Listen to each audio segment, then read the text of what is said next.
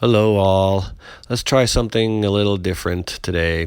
We know Hollywood is our entertainment, right? We love our movies, but movies are not real. But we find that they connect to reality. They're trying to show depictions of how things go. And really, what it is, it's religion. Silver screen is basically a scripture on the silver screen.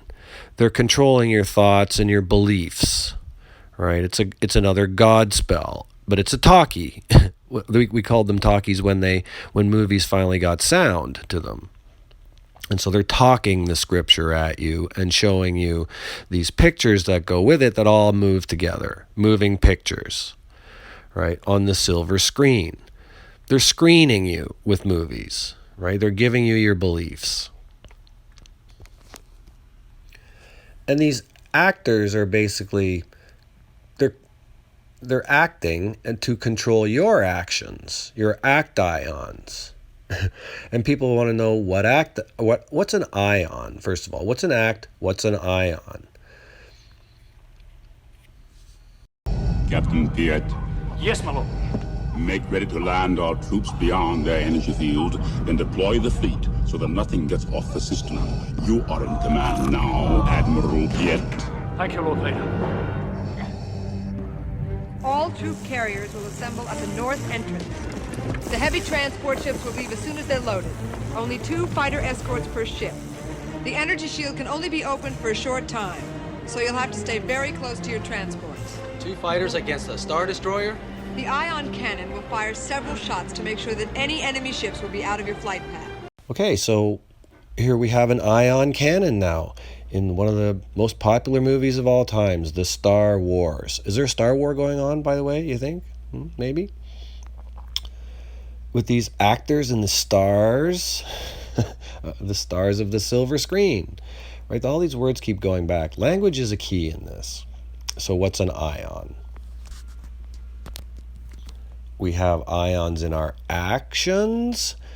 I even noticed we have ions in our descript ions or our descriptions. So what's an ion? Well, if we check the etymology for the meaning and the root, we find that in 1834 it was introduced by an English physicist and chemist named Michael Faraday. Ever heard that name before? Very, very famous man, go figure.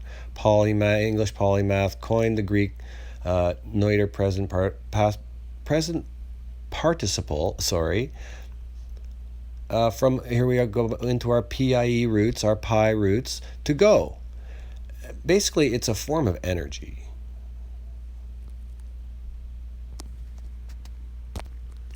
Michael Faraday was one of his main discoveries includes the principles of underlying electromagnetic induction. And we should always look through these things. If you don't know who he is, please, you can go and look into this gentleman. But it connects. It's all important to know this stuff. Knowledge is knowing, so you don't have to believe in things. Beliefs are confusion.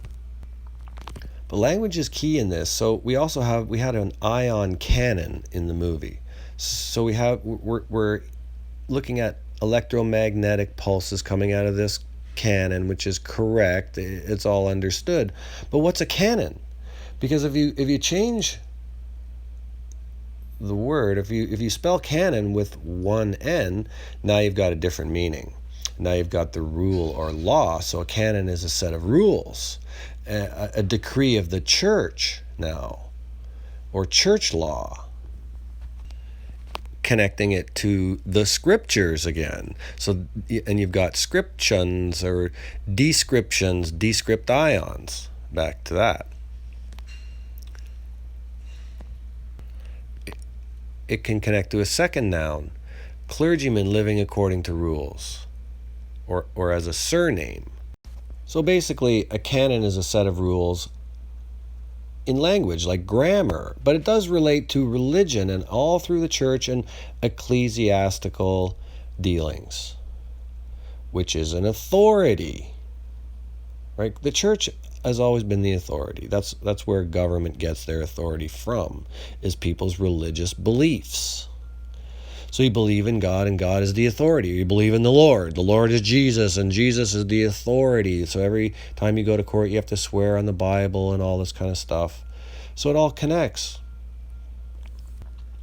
So this ion cannon bit is for control. What's troll? You could go way back with troll, and you can think of troll in current day as this, beast or whatever, which trolls don't actually exist. But troll in the past was a word that meant magic. A troll cross was a Latin cross. That's how it was displayed. Was this? If you saw this cross, it was a troll cross. That was a symbol of magic. Somebody was practicing magic. Today we've changed that.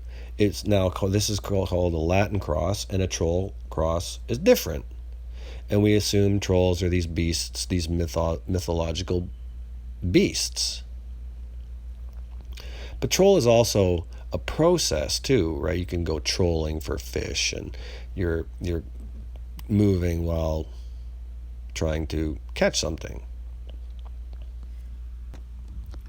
And of course, all connecting through to energy and actions, ions, etc., etc. So when they say the ion cannon will fire blasts to ensure your path is clear, is there such a thing as an actual cannon? See this? Are they talking about a gun like this that actually exists that fires these electromagnetic blasts? Well, what could it be? If a cannon, on the other sense, is a set of rules like grammar, then your ion cannon could be your voice and your speech. And you can get authority that way as well, if you're correct. Because if you're confused and you're spouting nonsense, you're not going to get any authority. You need to be correct. You need to be sure. You need to be presenting proof to get authority. And that's basically what the church does, is they take your authority. And give it through government. They get it through government. Government is there for compliance on the religion so that the leaders can have authority, yours. And they do it with language. And you just agree, basically, with your vote. You're not voting who's your leader, who's going to govern you. And it's always the same government too, by the way. You can vote left or right, and it's going to be the same government every single year. They even fool you with language and say things like, "Oh, it's a Ford government, or it's a Trudeau government, or a Liberal government." No, it's the Canadian government every year, every time. Always the Canadian, and you can keep going up, and it's always the same. It's always the same crown too. Same church, same beliefs. It's been that way for 2,000 years. That's the way it goes. And now they're changing the authority. We had Jesus as the authority. Now COVID's the authority. So you can't do anything until you check with the authority. Your new Lord is COVID. Put your mask on, get your shots, do what you're told. And believe in the religion. Believe in the authority. That's the deal. So what do? Well, see, this ion cannon thing is interesting, because if an ion cannon fires blasts to ensure your path is clear, then get one. Figure out your language, learn the language, use your ions when you speak properly, concisely, be correct, be sure, use the canon, use proper grammar, make sure that other people understand you, and you can prove it, and you can hopefully, you should be able to get authority. Anyway, at that point, as long as you're being able to prove it, and people are not holding beliefs in things that don't exist. And that's where religion comes back in. It's always this big cycle with religion, and everybody wants their beliefs and their opinions, which really mean nothing because you're not sure yet. And so you end up speaking this nonsense jargon, blah, blah, blah. I want, me, I believe, I said, look at this, look at that, what about this, what about that, I guess, I think. Nobody's ever sure. You're just blaming people. You're this, you're that. You're anti this, anti that. It's just all religion. It's all beliefs, all about beliefs. Nobody's proven anything. And who's sitting at the top with all the authority? With all your authority? And guess who?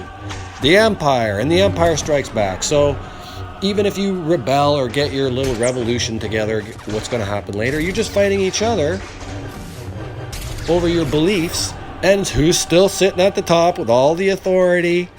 Who created your beliefs for you? Who's running the show? The church. Well, the church, the ruling class, the royals. Laughing it up because they know the canon. They know the rules, and you can prove things simply with language and the canon. If you know, you can back things up. Well, this is the word that you're saying, and you're understanding it incorrectly, and the canon of the church, let's say, or the canon of the royal canon proves it just through language. You've misunderstood the language, and now you are confused. There's your proof right there. Simple. That's why we know about phonics and etymology, but they don't really tell you. They always say, oh, just check the definition. And one would just, the definition is a deaf Phoenician. And those Phoenicians, you know, when you really listen, you add here to listen, you can gain your own authority back. You can figure out who the Phoenicians were again and why. What happens to what is a deaf Phoenician? So there are different ways of looking at things. You can split your words up. You can go to the PIE roots, the pi roots. Now that was changed as well by the people who make the canon. They changed the words. It used to be Aryan. So now you don't understand. It's now Proto-Indo-European. It's pi. So now you're confused again because you don't know what a European is. Right? You don't know what an Aryan is. You don't know where the canon comes from. You don't know you were an Aryan anymore. Now you're confused. So that's what they're doing. They're taking your authority and keeping you confused. So you don't get it. You give it to them. You forfeit your own authority and you vote for them to govern you. It's just that simple. And they win every time.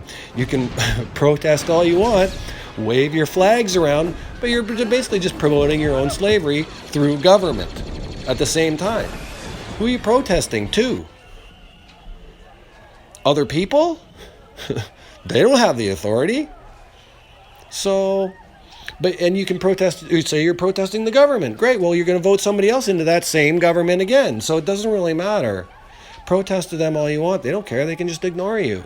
Now you're fighting each other again. They want that. That's confusion. Now they can blame you because you're confused out there being, fighting everybody, trying to fight the government, and they can just blame you easily. Now they have an excuse to come back, and the Empire Strikes Back, so they're just waiting for you. Good luck. Anyway, try and figure this stuff out. Learn the language. Thank you. All troop carriers will assemble at the north entrance. The heavy transport ships will leave as soon as they're loaded. Only 2 fighter escorts per ship. The energy shield can only be opened for a short time, so you'll have to stay very close to your transports. 2 fighters against a Star Destroyer? The ion cannon will fire several shots to make sure that any enemy ships will be out of your flight path. When you've gotten past the energy shield, proceed directly to the rendezvous point. Understood? Yeah. Good luck. Okay, everybody to your stations. Let's go. All right.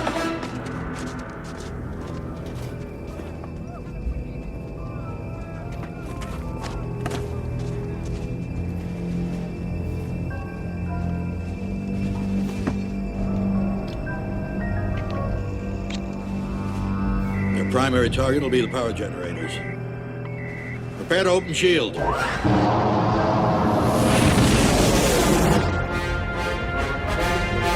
Sir, rebel ships are coming into our sector. Good.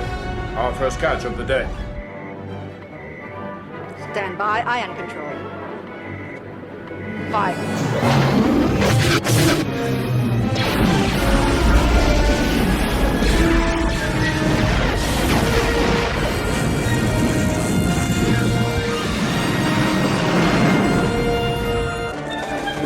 The first transport is away. The first transport is away.